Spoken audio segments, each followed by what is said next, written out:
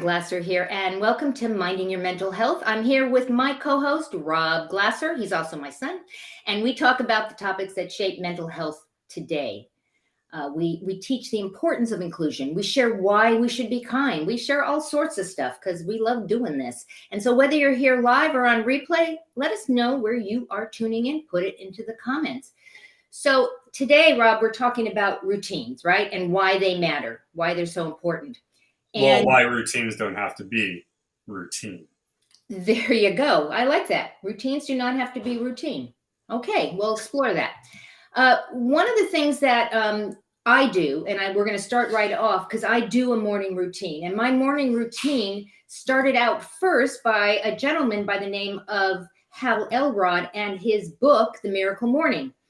And literally, this book, well, first of all, it's way cool. Way cool. Why is it cool? Because he talks about something called SAVERS, and it's an acronym. S stands for silence. So maybe sitting in meditation would be a silence. Second, affirmations, things like I am powerful. I am a great person. I am patient. I am whatever you are. We always talk in the present. So you would do those. Visualization, where you literally picture yourself somewhere, right? It's a visualization. Exercise, very important. Reading is the R, and scribing, which is kind of funny because when he did the savers, he wanted to do writing, but he couldn't come up with an acronym. So he took the S and he made it scribing. So I guess that's his way of saying writing. That's an old English way of going about it. Yeah, it's totally old English, right? And the way this is meant to be is to do it in an hour, 10 minutes for each segment. But he also says, for those of you who say, there's no way I'm going to get up that early to literally do an hour thing, he suggests you can literally do it in 6 minutes, 1 minute for each thing. So guys, anyone can do this, right? Literally 6 minutes. It's kind of cool. So I encourage you to go check out that book. And he also has a free app, which I just learned today, Rob. I was doing some research. It's in the iTunes store and in the Android store. Go ahead and pick it up. It's free. And I interviewed Hal Elrod, the author, about 4 years ago. I'm going to put in the show notes that interview that I did with him. It was amazing. The guy is amazing. We also had his co-writer, Honoré Porter, was there as well. And so it was a really great show. So make sure you check that out. So the next thing, Rob, we're going to talk about brunch, right? Got to eat. Yes, that is something I can get behind fully because I do enjoy food. In fact, I found the funniest gift for when I was promoting my end. It's a clock and it's all food things. So it says lunch, thinking about lunch, having more lunch, dinner, having more dinner. That's kind of how my brain works. So we're not going to go over specifically what's in the article here, but if you do want kind of an upscale way of giving yourself something to eat, go check it out. So we're going to go over some of the things we like, or each of us like. I'm going to start out with the simple thing of a good egg and sausage or a nice little biscuit combo. For me, something as simple as a breakfast sandwich, while not necessarily super healthy, it does actually give me the energy that I like. And why is that a great brunch one? Well, usually you have enough time on the weekend. If you got to go pick it up or cook it at home, you can easily whip up some eggs, some sausage, and boom, 2 pieces of bread, you're done. Right. However, more recently, and this is one that might be odd, but I got back into eating oatmeal for a couple reasons. So I actually did some research on it separately, kind of accident. But apparently, eating it for about 30 days, and people have done this on YouTube and stuff, it actually helps to maintain your cholesterol, your blood sugar, your blood pressure, and can also help with weight loss as well if you're looking to lose some weight. Of course, just like any food, they say don't eat too much because it can cause, stomach upsets. But that's another brunch food for me as well. And I picked those two things specifically, one on the healthier side, one on the not so healthy, because you can get them, the frozen from the market. You can grab them from a restaurant, or you can make them.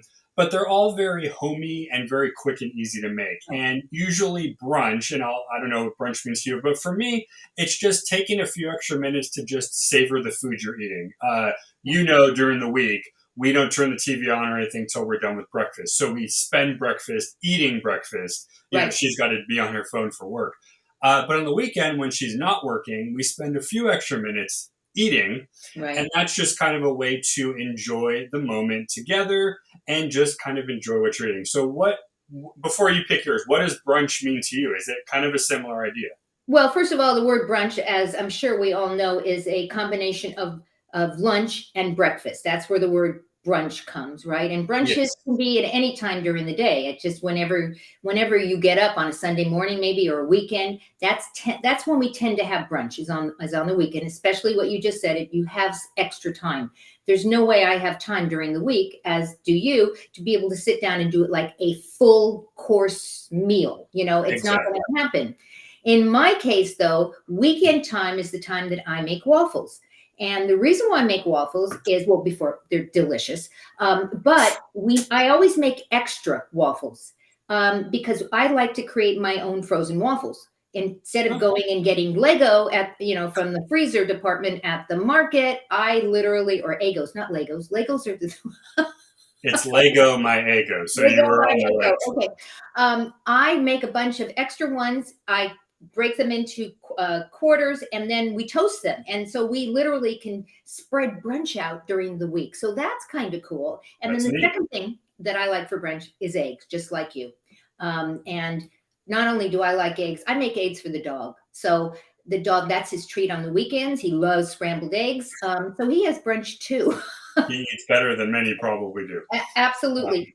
And so we just want to throw up a couple of things here because this is the waffle mix that I do, Krusty's, and it's great. I mean, you can pick it up at Costco. You can get a big, huge bag of it, or you can get smaller portions at the regular market. And then you put it on a waffle iron. It's so easy. You just mix it up, with a little bit of water and an egg and a little bit of oil, I think, is in it. And you throw it on the waffle iron. They come in all different shapes, right? This particular one is very easy to store, I think. Yes. So, I have one that spins and, and it's so clunky that I'm thinking this would be a whole lot easier. So check it out, guys. And, Um, and wait, but who doesn't remember the Mickey Mouse one too? Come on now. I mean, oh, the Mickey Mouse waffles. Hello.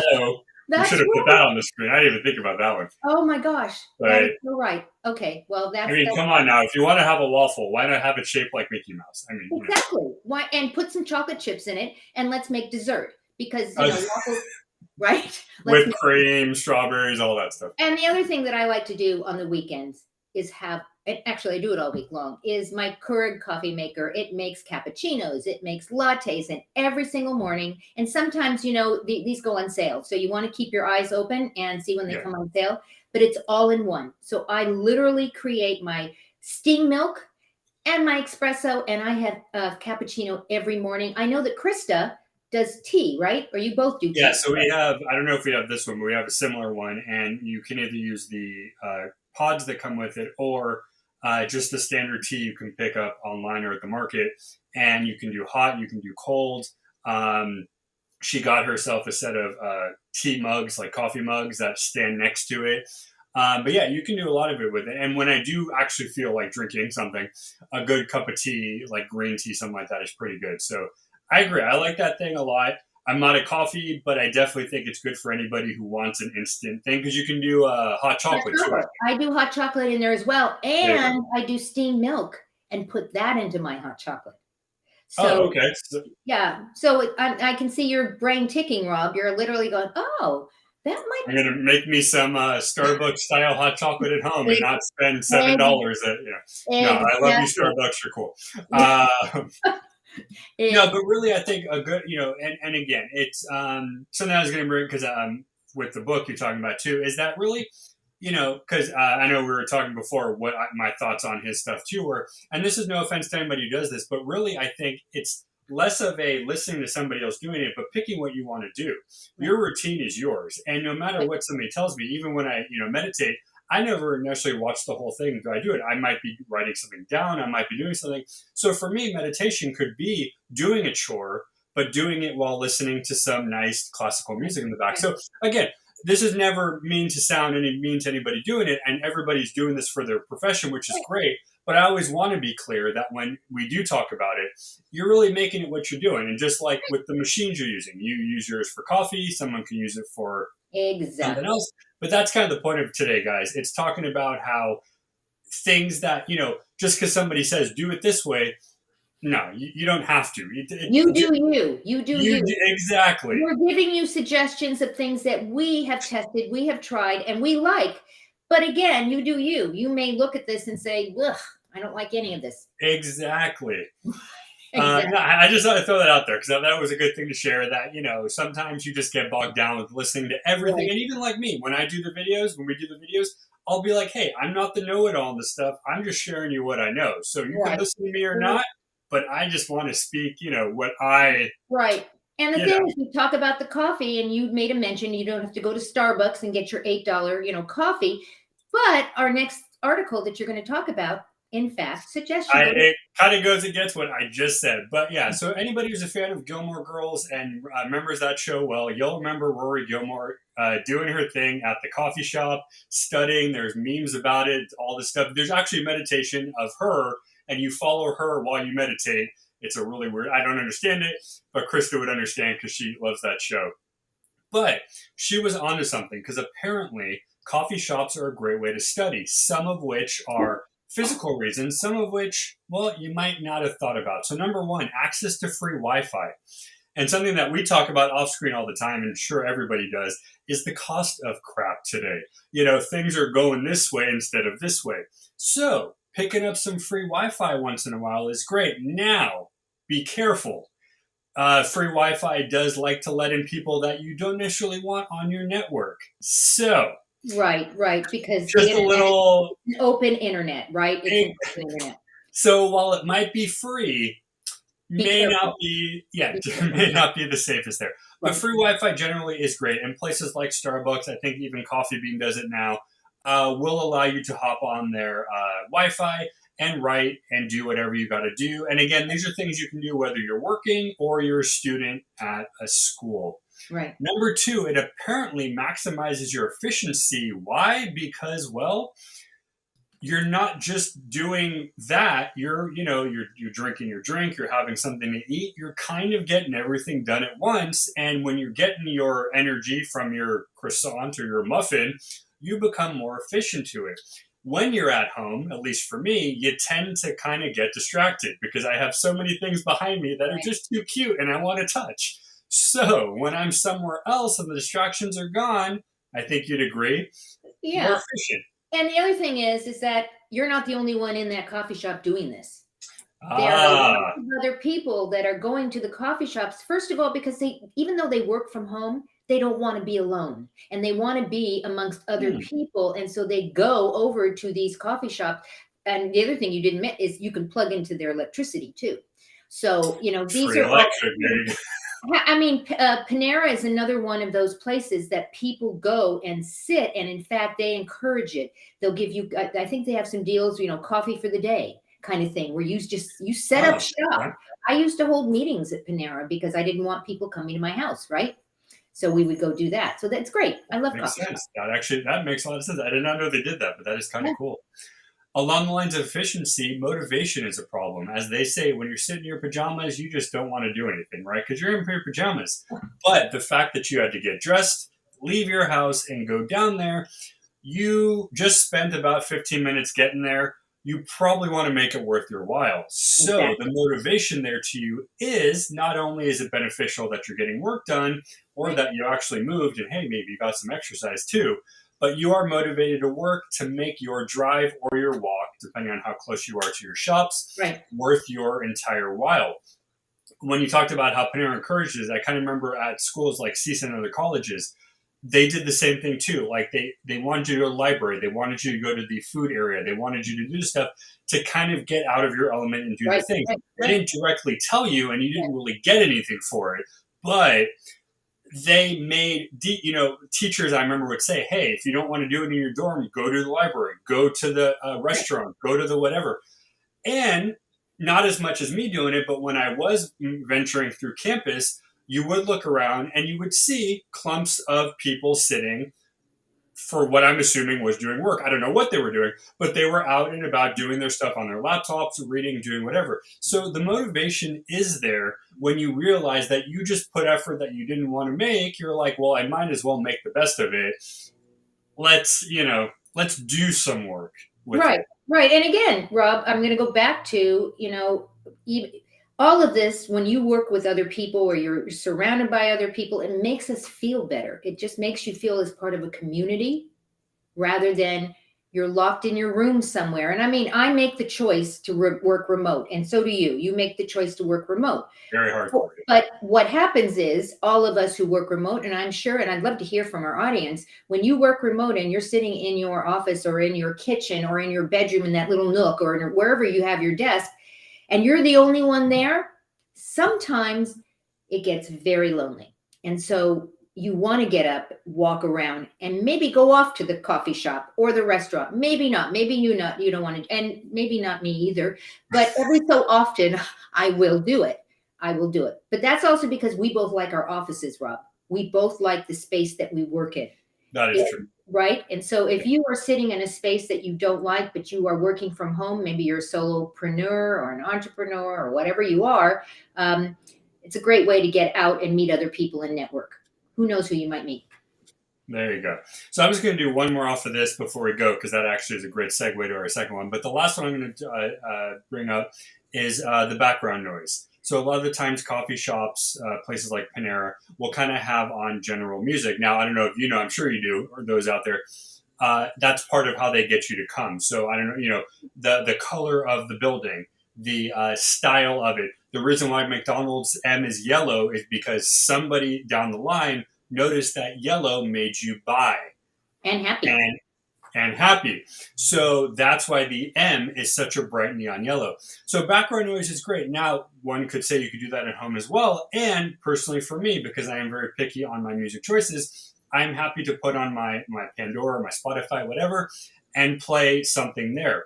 But sometimes the hustle and bustle, maybe hearing people talk in the background, the pigeons flying outside, whatever it is, might be kind of a little bit of a fresh air. And, I've talked about my therapist before. Even when I just a daily drive outside, even though I'm in the car, we'll stop at the park, staring at the dogs at the dog park. I might see the same dog 3 days in a row, but it's still something you don't see often. And that's the background noise, so to speak. Right. That the juices flow.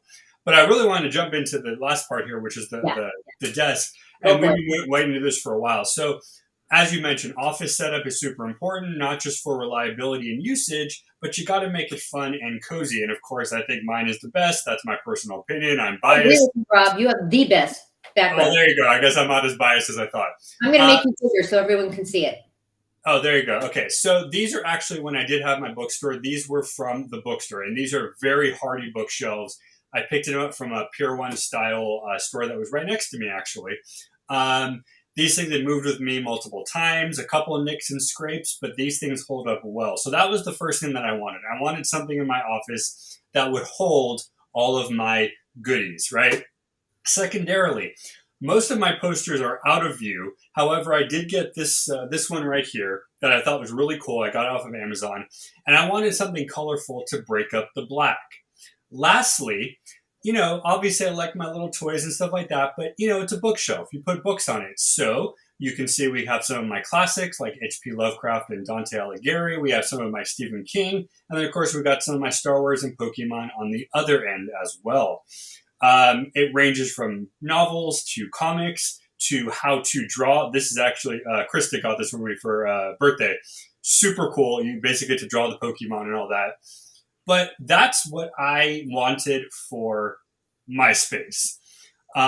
Something that wasn't, it's going to be funny. Nothing too crazy, which a lot of color, but for me, nothing too crazy, but enough, what do you call it? Difference.